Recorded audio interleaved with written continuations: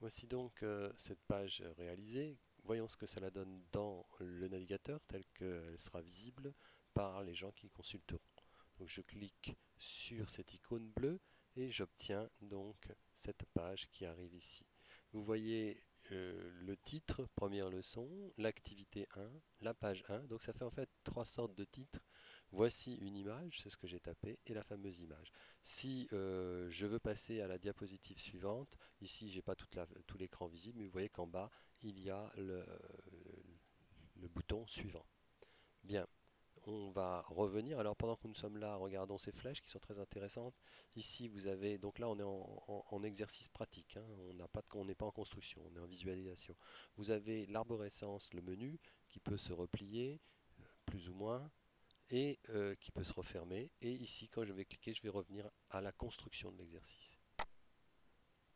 Là, voilà, ici. Bien, nous allons donc créer une page supplémentaire. Donc je me mets sur activité, ajouter une page, ou plutôt je vais me mettre sur page, parce que sinon la page va s'ajouter avant la page 1. Je vais me mettre sur page, ajouter une page, et je vais l'appeler bien sûr page 2, ou exercice 1.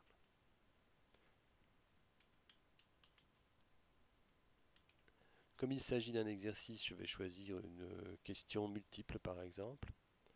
OK. Et là, vous voyez que le dessin n'est plus le même.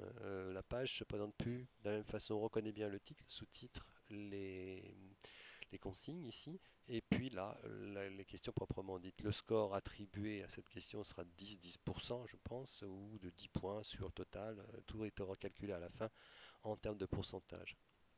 Ici, je peux ajouter des lignes, des colonnes. Je peux dire que de nommer la question, choisissez, choisir. Donc, une solution.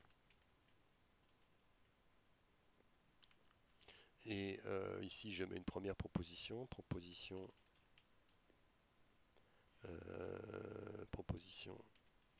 1, proposition 2.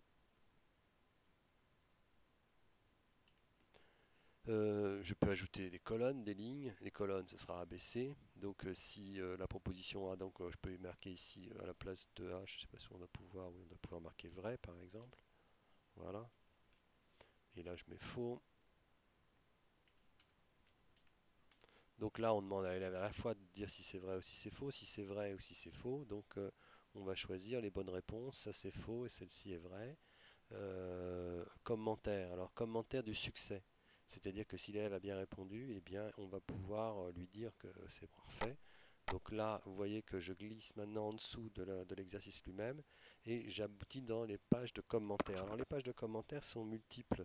Il y a des commentaires pour le succès, des commentaires pour l'aide, des commentaires pour orienter, etc. Donc ici, je vais mettre bravo. Mais si par exemple, si je veux que l'élève aille vers une page qui était cachée, bah, il suffira de dire allez, bravo, allez, j'ai mis je sais pas combien d'elles, allez à la page X. Hein, et là, je ferai le lien vers la page X. On va ici le lier à la page 1. Ça va faire un truc qui tourne en rond, mais c'est pas grave. Donc je choisis lien. Dans les liens, je choisis item. Dans les items, je regarde ce qu'on me propose. Donc on me propose page 1, par exemple. OK. Là, je fais page 1 et je fais OK. Non, il n'a pas voulu. Alors, page 1. Pourquoi? Ah bah oui, parce que le OK était dans cette page-là. OK. Donc page 1. Exercice page 1, OK, il apparaît ici. D'accord. Ouvrir dans une nouvelle fenêtre, c'est intéressant, ça veut dire que ça ne se mélangera pas avec tout ce qui est apparent. OK, voilà. Je peux ajouter d'autres commentaires. Ajoutons maintenant une consigne. Une consigne, c'est donc quelque chose qui va apparaître avant que l'exercice ou pendant l'exercice. Donc la consigne, c'est faire attention à ceci. Et j'indiquerai quelque chose de particulier. On va y aller tout de suite. Pour que les consignes apparaissent là où je veux qu'elles apparaissent, par défaut, elles apparaîtront dans la partie que vous vous souvenez qui est ici. Hein. Mais si je veux qu'elles apparaissent ailleurs, eh bien je choisis ici, ça apparaît à 20 pixels du bord et 20 pixels du haut. Hein. Je peux choisir aussi la taille du cartouche dans lequel elles apparaîtront, la largeur. Donc si par exemple je veux qu'elles apparaissent à non pas 20 mais 500 pixels, c'est-à-dire plus au milieu de la page, 20 c'est tout en haut, et vu la taille du texte, c'est pas grand, je vais mettre 100 pixels, hein, de large sur 25 pixels de hauteur. Bien, je vais choisir maintenant un autre commentaire, cette fois-ci non plus, ajouter un commentaire, et je vais choisir ni la solution, c'est le succès. La solution, c'est donc si l'élève s'est trompé, on donne enfin la solution. Un commentaire, tout simplement. Une suggestion, voilà, une suggestion, c'est ça que je cherchais. Ajouter une suggestion. Suggestion, c'est donc que l'élève a mal répondu ou bien répondu, et on l'aide enfin, plutôt il a mal répondu, on l'aide à trouver la réponse. Donc, essayez ceci.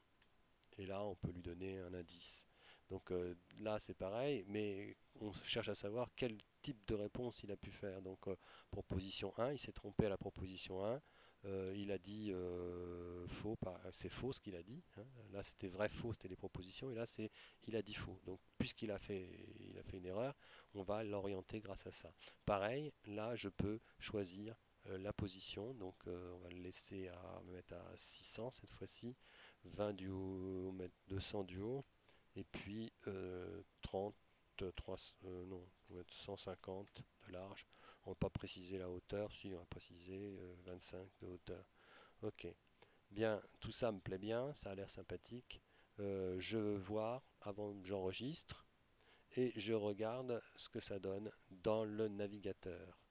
Bien, attention là, parce que ça va. Donc on va passer au film suivant, parce qu'en cliquant là, je vais ouvrir une très grande fenêtre qui ne sera plus visible ici.